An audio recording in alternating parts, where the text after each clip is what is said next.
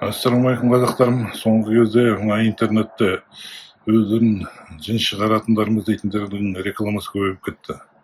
Олардың бәрі шафран дегенді қазір реклама жасап жатыр. Ақ қағазға қызыл бояумен жазылған арабша Құранның аяттарын соны сатып ақша жасап жатыр.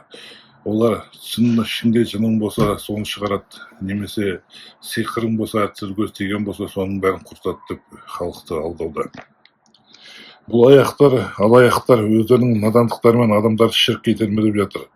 Bir жолата есте сақтаңыз.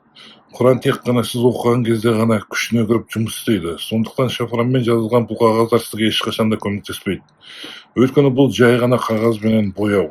Оларды суға тастасаңыз, бояу ериді, және қағаз жұмсарады. Егер оны отқа тастасаңыз, ол жанып кетеді. Олар өздеріне көмектесе алмаса, сиқыр мен жындық уғуға қалай көмектеседі? Ойлаңыздар. Сондықтан осы шафранмен жазылған қағаздарды қолдансам жазып кетемін деп сенсеңіз, онда ширк жасайсыз. Бұл шайтанның адамдарды ширк жасату үшін жасаған таза әдісі. Хадистарда ақыр заманның жақындағанда Құран оқып табыс табатындар көбейетіндігі айтылған. Сондықтан алаяқтардың айласына түсіп қалмай сақ болыңдар.